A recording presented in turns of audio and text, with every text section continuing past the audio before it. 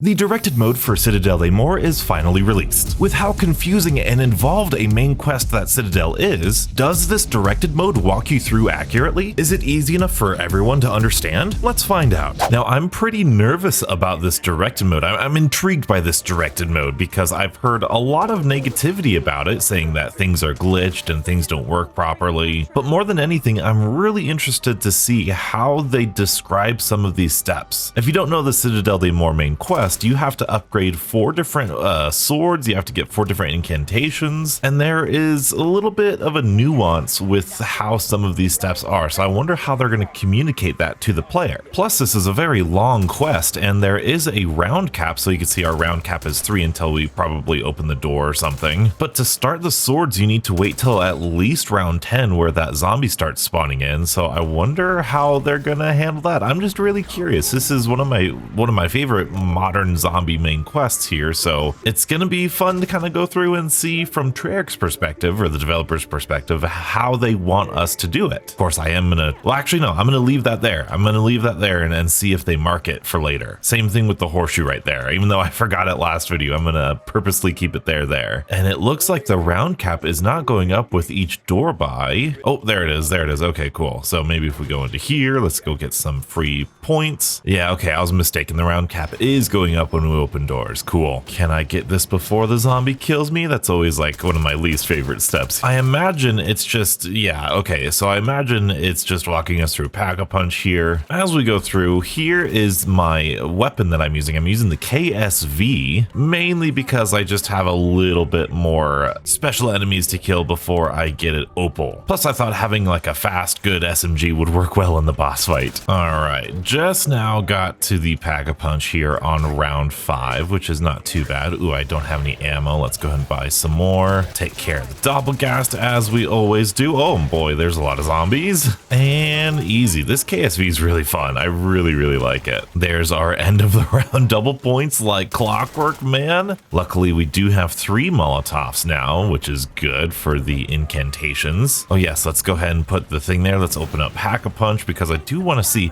this is the first step that they're going to tell us after Pack-a-Punch. It should just be talking to Dr. Kraft, right? Yeah. Oh wow, it gives you a little open hatch button there too. Oh my goodness. Okay, so we've talked to Dr. Kraft here, Professor Kraft here. Now it's telling us to kill a unique helmeted zombie to drop a stamp. That doesn't happen for the next couple rounds here. So I wonder, I mean, the round cap is 10. So I wonder if it's just going to make us progress until round 10, even though we could technically be working on incantations right now. Or are they going to spawn in those zombies early? I should definitely Pack-a-Punch my weapon. I do have enough for green rarity though, so I'll do that at least. All right, end of round 7. Doesn't look like they're gonna spawn in those zombies any earlier. Oh man, those are outlined in yellow. That's crazy. Okay, we've got to remember not to pick those up. And this is the reason why I'm so fascinated by this, because never before, except for maybe World War II zombies in the Final Reich, have we ever seen sorry, I can't talk right now. We've never seen the Easter eggs through the lens of a developer before, at least this explicitly. And so especially on a map like this, in an Easter egg like this, with the collectathon nature of how we have to do literally like 12 different things before we can progress, how they describe it and what order they describe it is going to be very interesting. And yes, it does look like it's still just going to make you wait till round 10 in order to get the stamps, which is an interesting choice. I think they did that because if you do the incantations first, the very last step of the incantations is to open up the chest with the sword. So I think just by nature, it's going to make more sense to get the sword, so that way at the end of the quest you can open up the chest for the incantation with the correct sword, even though it's not the most optimal way of playing the map.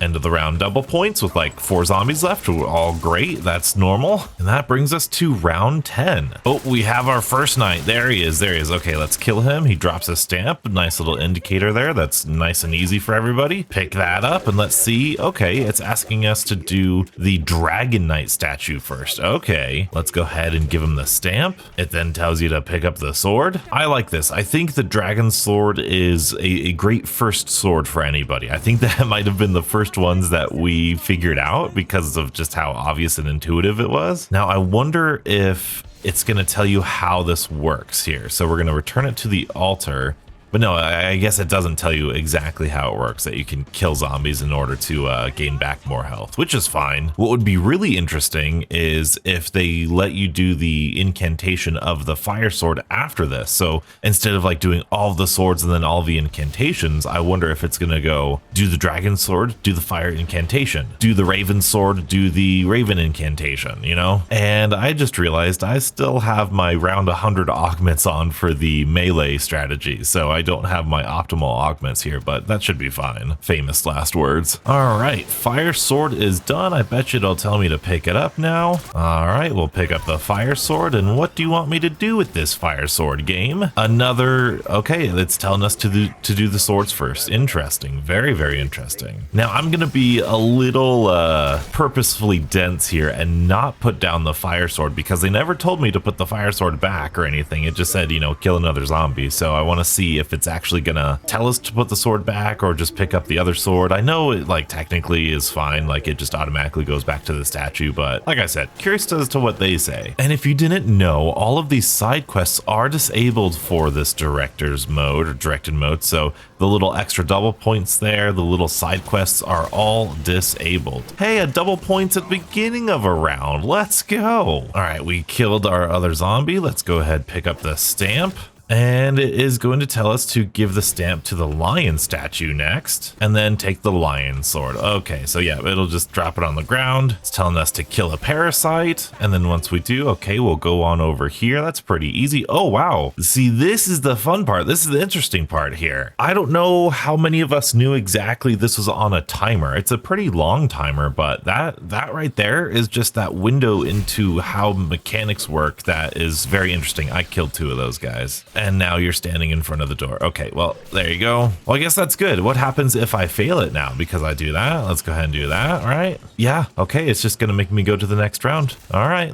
I guess that's how we would describe that, huh? Man, that's cool though, isn't it? Like, that's fascinating to me. That's so good. That just pulls the curtain back on how these things work, and just it allows us to make more accurate guides and less confusion in the community, and overall just a more clear and coherent zombie game. And I very much like that. All right. And then we'll obviously knock on the door, enter the sanctuary. Now, how do you describe this? Place the sword. Yep. Okay. We'll place the sword on the plinth and then shoot the floating symbol that is currently illuminated on the plinth. Okay. That's actually really succinct. That's actually really good. It's almost like they came up with the puzzle in the first place. And then we'll take the light sword. Very good. What sword are you gonna have me do next? It is gonna be the stag sword, the lightning sword. Okay. Now I'm wondering if they're going to show you like the raven statue and the how to solve the raven stuff, but I don't think they will because they didn't teach you how to do the math step in Terminus. So I bet you it'll just be like, solve this. Oh, okay.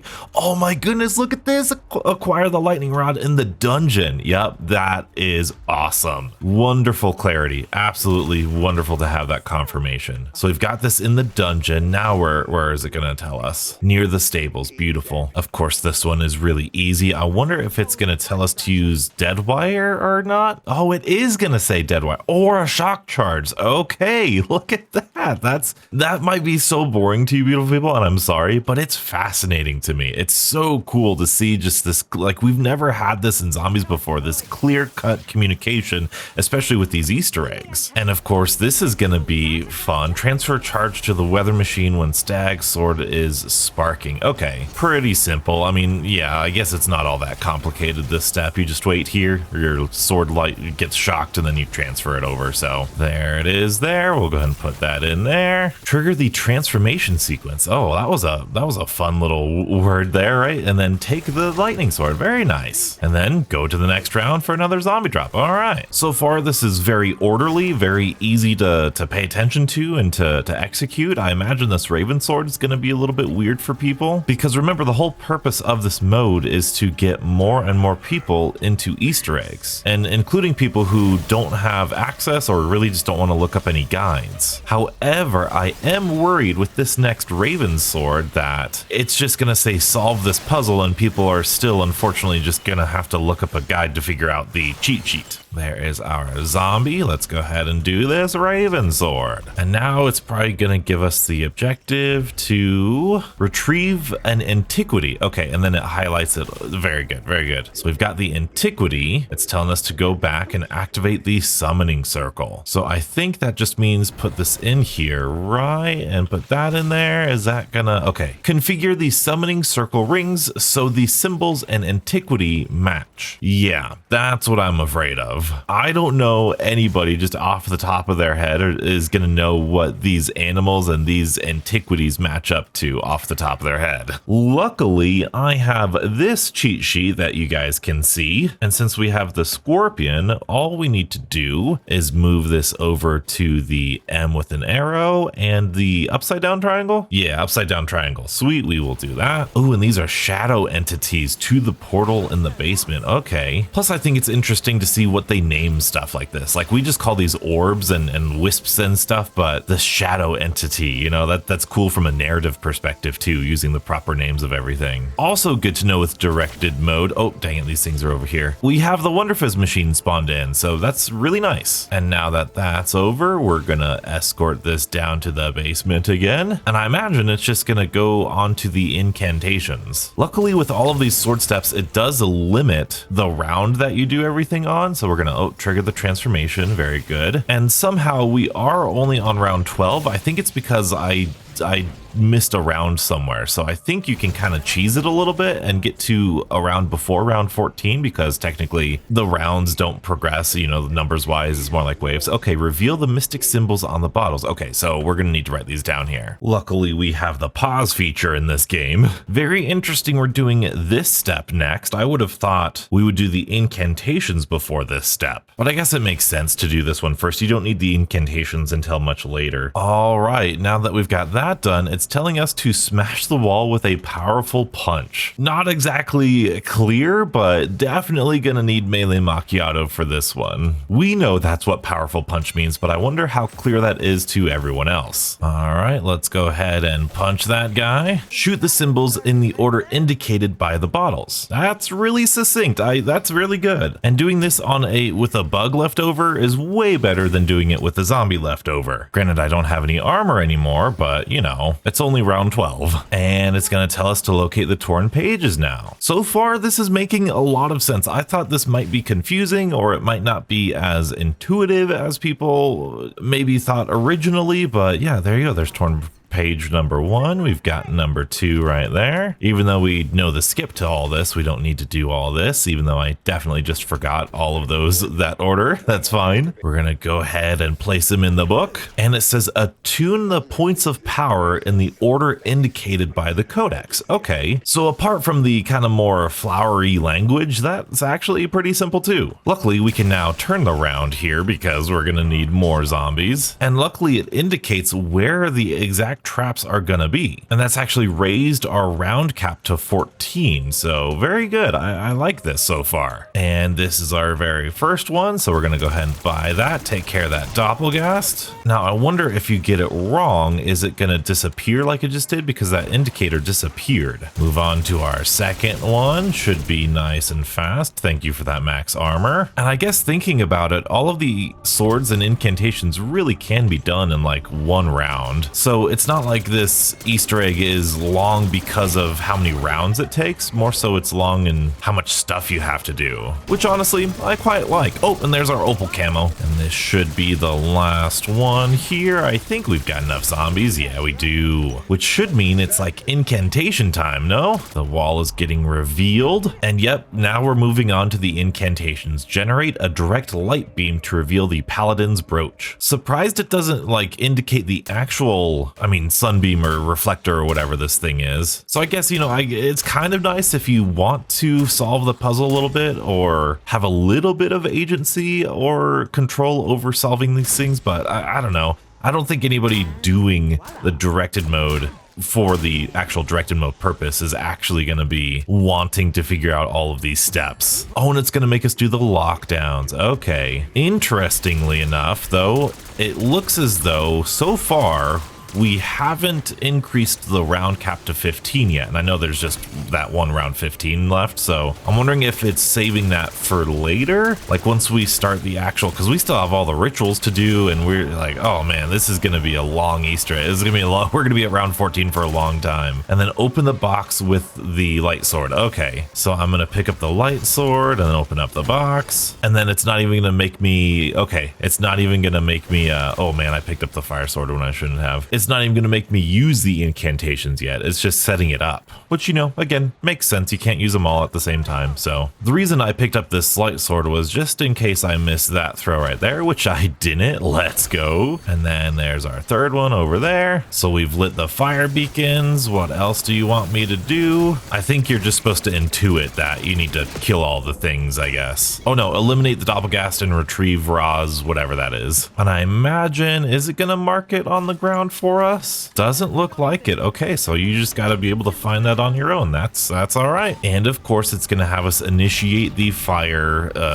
lockdown here ritual. Also, I did accidentally progress the round, like those were not round zombies that I wasn't killing. So the fact that they recently nerfed the directed mode spawns after you progress the same round like 5 times, I think might be a little bit too harsh here, because from what this is saying, like I've been doing everything according to this here. We're gonna open up that box there. It might naturally be that you have to progress like 5 rounds at round 14 here. So I'm wondering if I'm gonna go ahead and grab the lightning sword just to save me some trips here. I mean, you get the point. It's gonna ask you to do all these things, right? Plus I've got enough points to double pack a punch, so I want to do that. But I just wonder if that slight nerf to directed mode is gonna come into play here just by playing the game naturally. But we're gonna go ahead and acquire the horseshoe here. Strangely enough, it didn't put the indicator directly on the horseshoe. It just kind of put it in the room. So we'll see if it indicates where it's gonna go after we launch ourselves. But while we're talking about that directed mode nerf, somebody had a good thought in my comment section on a previous video, and I had the thought too when I first read the directed mode nerf in the patch notes, because I had genuinely thought, are you going to move the objective indicator? It doesn't look like it. Okay, so you just kind of got to know, hey, here's where it is. Okay, interesting. And then we've got to start the electric ritual. Okay, cool. But no, someone was saying that, hey, maybe, I mean, it's probable that that change was made to deter camo grinders from using directed mode, but somebody had the nice honest thought that, you know, maybe people were struggling with directed mode because of how fast the rounds were, and making those rounds increase a little bit would help them with certain steps of the Easter egg. Like if they're having trouble doing something and they just needed kind of like the timeout gobblegum, if they needed a tiny little version of that might be the reason why they increase those rounds after 5 rounds. Because after 5 rounds, if someone's struggling, then maybe they need that little bit of extra time to do the step here, and maybe that's why they did it. I'm gonna see if a shock charge works over there. It doesn't appear to work. I'm gonna throw a thing over there. Okay, that works too. So shoot the raven to obtain its talon. Cool. Again, doesn't show that objective indicator. So I know this is supposed to be the easy mode version of the Easter egg, and it very much is, but I'm also aware of how much help people really actually need. And it's kind of like that. I don't know if you guys have ever, I don't know if I've seen this video online, and people we did it in school, the little peanut butter and jelly test here. You know, how do you walk someone through some very simple tasks? You say like, put peanut butter on the bread, and they take the jar of peanut butter and then put it on the actual loaf of bread or something, you know? So more specificity, the better. Like this directed mode is gonna help people out. Like it's gonna get people introduced to the Easter egg, but I know there's gonna be some people that still can't figure out these steps unless it's literally almost done for them. But now this should be our 4th and final incantation. We are making really good progress here. Use swords and incantations on the knights in the order indicated in the Undercroft stairway. That is a mouthful, and that I don't think people are gonna know what to do. I think this might be the perfect example, right? Because using the swords and incantations on the knights, especially in that particular order, if I didn't know what to do, even if I got the order right, using the swords, the only way I can think of to use a sword if I'm just a normal person is just to actually like melee the knight with the sword and then use the incantation, because that's the order that they tell you to do it. And it says use the sword and then the incantation. I guess they might not have an in-universe explanation of weapon inspecting. And then the Undercroft stairway. I guess this would be, I mean, it'd be good to have a little indicator here, but okay, we've got dark, light, fire, lightning. Okay, dark, light, fire, lightning. Let's go get our dark incantation. We will incantate. We'll do this, return that, pick up our light, do the light statue here, then the fire statue, and finally the lightning statue. And here is our mystic orb. And from here, I think it's going to be pretty simple. This one might be interesting. We're going to take the mystic orb. It might be interesting what order they want us to do this in. Take Balmog. Is this Balmog? Which one's Balmog? I think this one's Balmog. Okay, charge the mystic orb by collecting light spheres. Again, I love how succinct that is. I love how clear and concise that is. It's just collect these orbs and charge the mystic orb. And you just run through these guys to collect them. Nice and easy. All right, big concerns here. It's telling us to move on to the next one without us taking the orb itself. I know that is a really big deal with this Easter egg. You know how many times I've forgotten to take the mystic orb? And this is gonna be a tough one here, but I do have a little pro tip for you. Let's take care of that guy real quick though. So what I figured out, I think I did this in a previous video, but Ether Shroud actually, if you have the, oh my goodness, it didn't warp me forward. Why? If you warp forward with Ether Shroud, that actually counts as kills for this step here. So I wonder if I can't do it right here. Why? What in the world? Why is it not warping me forward? That's crazy. That's all right. We'll just charge up our sword because now with the update, it takes no time to charge up the sword and we could just fill it up like that. And that's really easy. Oh, and it's telling us to do the electrical one next. That's weird. Round cap is 15 now. So far, I never noticed the increase in time between rounds before. So I don't know if we just never hit it or if it doesn't apply before round 15. I might have to read the patch notes again and see. And I forgot to grab the orb. I told you it happens. I told you it happens all the time. I even thought about it and it happened. There we go. All right. And this one should be quite a bit easier because in addition to buffing the Raven Sword charge rate, they buffed this ultimate ability for the Lightning Sword here. If I could actually activate it by pressing both things, there we go. It's one of my favorite new abilities of the swords. It's great. So now we have to go all the way back and get fire. And I think this is like the easiest one because it has like the most useful things that actually apply to getting kills with fire. I mean, the fire sword itself, once it's fully charged, will get it. You've got Molotovs all the time. Napalm Burst, I think, also works. And my personal favorite, of course, the ultimate ability on the fire sword.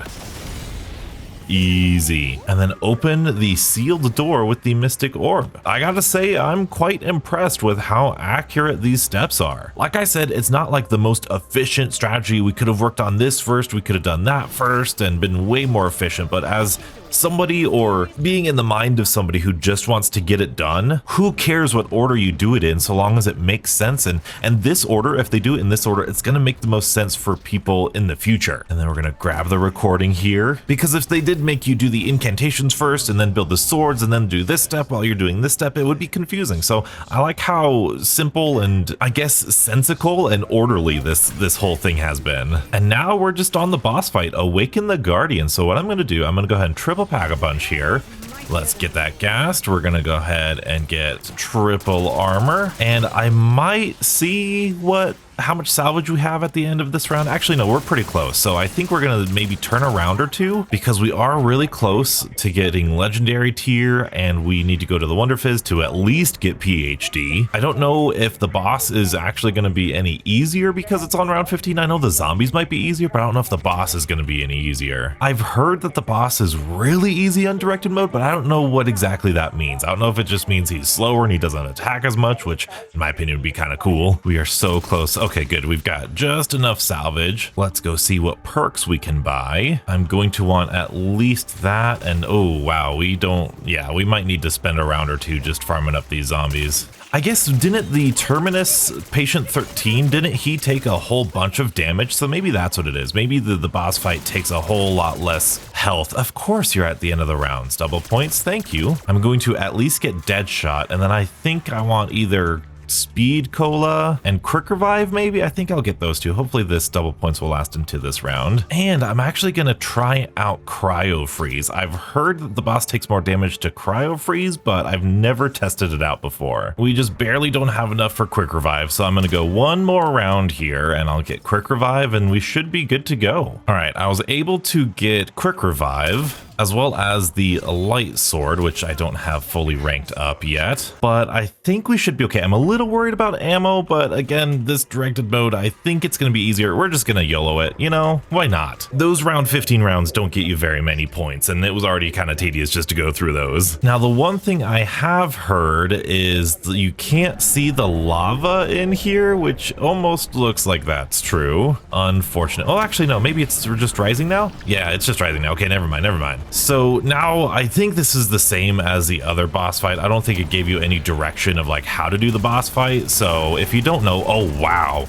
Okay, yeah, I definitely think this boss takes way more damage than the normal boss does. You just want to go for the pieces of armor on his shoulders, so that way they pop off, and then that will reveal a weak point, and man, he's taking so much damage. That's crazy. That is actually, I think, a really good way of balancing this sort of thing. Instead of making him like really easy and like do less attacks, maybe you want to slow him down so he doesn't do the attacks as fast. But I like how the strategy and how you defeat him is the same in this directed mode than it is in the normal mode. That way you're not in for like a surprise if you do it on the directed mode first and then go to the normal mode and all of a sudden he's got all these different attacks that you weren't prepared for. So I like it. And it does also appear there's currently a little graphical glitch not showing certain animations and special effects. And as you can see, the blood effects on all the zombies are just gone because they're just disappearing. They're not actually exploding in blood or anything, which, you know, hopefully will get fixed relatively soon. And if for some reason you haven't seen any of my Easter egg or main quest videos here, I love using the light sword here because it doesn't cost any ammo, and as you can see, it drops a ton of armor and a ton of ammo for the